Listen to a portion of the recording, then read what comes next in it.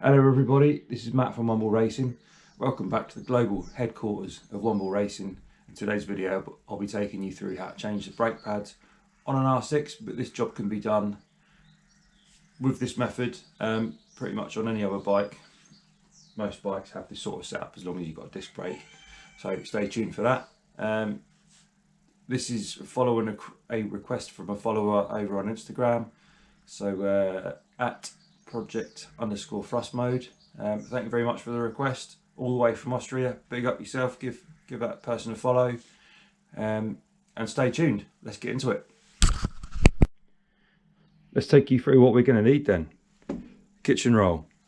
This down here, it's lovely pig stuff, is Geyser, or however else you want to pronounce it, from Swarfiga. I normally get a big 20 litre can or whatever. Some new pads, just in case we need in, from SBS Racing. They're racing sintered pads. Hello there. 12mm socket on a 1/2 inch drive on a socket, on a torque wrench rather.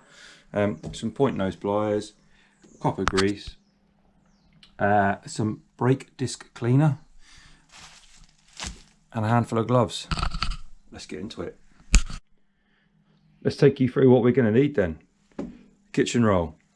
This down here, it's lovely pig stuff, is Geyser, or however else you want to pronounce it, from Swarfiga. I normally get a big 20 litre can or whatever. Some new pads, just in case we need in, from SBS Racing. They're racing sintered pads. Hello there. 12mm socket on a 1/2 inch drive on a socket, on a torque wrench rather. Some point nose pliers, copper grease, some brake disc cleaner, and a handful of gloves. Let's get into it. As always, we've got the bike on paddock stands front and rear. You'll see here and here 2 bolts. They're 12mm. That's what holds on this caliper. We'll just go ahead and get those undone now. Now those bolts are off, that caliper should, wait for it, slip off fairly easily. Now obviously the only thing that's holding this caliper is this braided hose here, so we want to be a little bit sensitive to that. We don't want to twist that or kink that or damage that. Right, that's off. Let me show you the caliper. So we've got pistons down here, the silvery looking things covered in the gunk. These are the pads. Flip it round. This is like a little backing plate with a up arrow, and then we've got 2 R clips that go through a retaining pin that sits in there, and I'll just show you how to get the pads out and then we'll crack on. Just laid down some kitchen roll on the floor because these R clips are quite little and fiddly and doesn't go well with the dark floor, so we don't want to lose those. They're quite important. So just with the pointies, get those R clips out. Hello. 2 of them. We'll slide, take up a bit of slack. This plate is sprung loaded, and then we'll just slide out that pin a little way. Get the pliers on there, look. And then the pads drop out. Hello. And then the backing plate should just come out through the back. And then there you are. That's the calipers again. Backing plate. Let's get on with the job in hand. Just show you here then. We've got the brake pads. We've got the backing plate, the retaining pin. So I don't know if you can see that. There's a little hole there, look. One at the top, one at the bottom for these R clips to go through, and then these 2 caliper bolts here.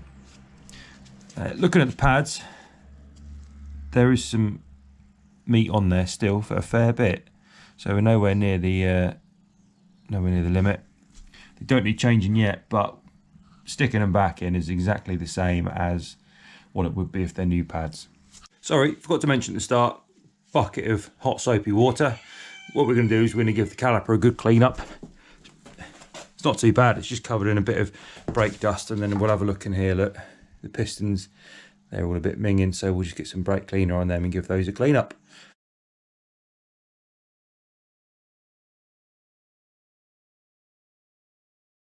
It's a bit better, isn't it? So those pistons are nice and shiny in there now. All that brake dust has been got rid of.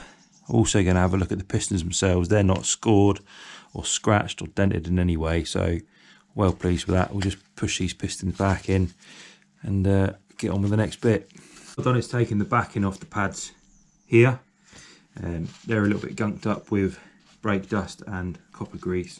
Put the bigger stuff like the retaining pin and the caliper bolts just in the bucket to soak, and then as you can see you've got a little bit of gunk and things on the back of the pads there. That's just leftover brake dust and copper grease. So what we'll do is we'll just chuck some brake cleaner down on there, bit of that on there. We'll give everything a good clean up, and then we've got the backings back on. They just clip on the back of the pads. Fresh gloves. These are double gloved, and I'll tell you why in just a sec. All we're going to do is apply a little bit of dollop of copper grease to a finger, about a pea size, and we're going to smear it around on where these backing plates are going to sit on the pistons. And the reason we're doing that is just to prevent the pads from sticking to the pistons. There we go. Whoa, get on there. Right, that's that done. And then, because we're double gloved, look, wait for it. Oh mate, it's quite hard with copper grease on. Imagine what this is going to do to your pads. We can whip them off. Still got gloves on underneath. Hey! And we're not going to get copper grease on anything else. Right then, let's get these pads in. Obviously we want the back end bits against the pistons and the little locating holes or retaining holes marrying up with that on the caliper. That way round, pinchy, come on.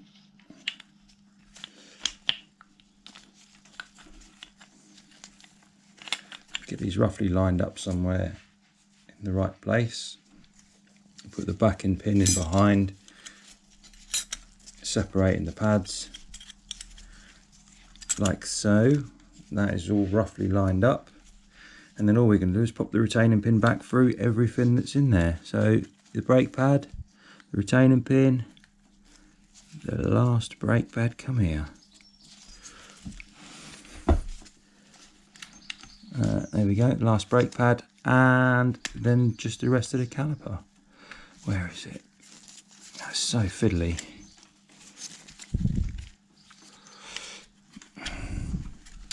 We're in. We're in, boys and girls. Look at that. Took about 5-6 attempts to get that right. Obviously, we only want to show you the one that works, so don't worry if it doesn't happen first time.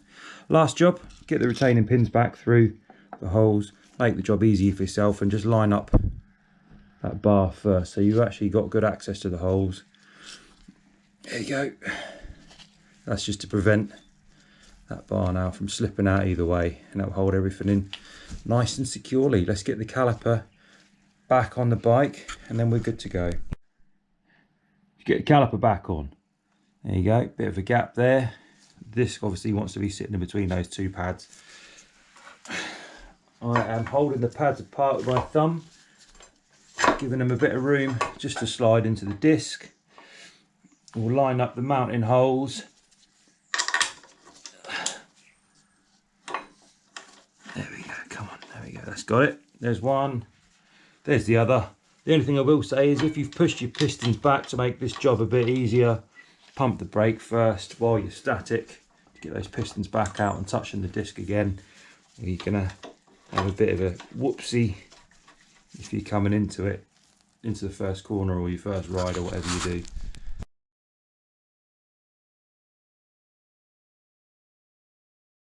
Now on a separate point, before I get too carried away, it's totally up to you what you do. I don't put Loctite on these caliper bolts just for the reason that if it's a wet track day or a race day, I'll be taking the calipers off and on frequently throughout the day. A Loctite might just increase the risk of you breaking a bolt or something. So I would say if you're going to put the wheel in, you're going to leave the wheel in, then yeah, Loctite it 100%. If you're not, just check the torque settings of the bolt, which on this bike is 40 Newton meters, regularly throughout the day. Now for the benefit of YouTube, I'm going to show you that every job doesn't go to plan. Where is it? Bit of an issue with that, isn't there? Always carry spares. So thanks for watching. Hope you've enjoyed the video and found it nice and informative, and it can take you through the job of changing those brake pads if we need to. Probably a bit of a lesson there to myself and to everybody watching, that it's a good idea to have spares like caliper bolts to hand, just in case they do happen to snap. They do wear out over time. Those bolts that did break were the originals from the bike, so they're 17, 18 years old. So there's no wonder they did snap. They've lasted quite well. I hope you enjoyed the video. There's plenty more on the rest of my channel.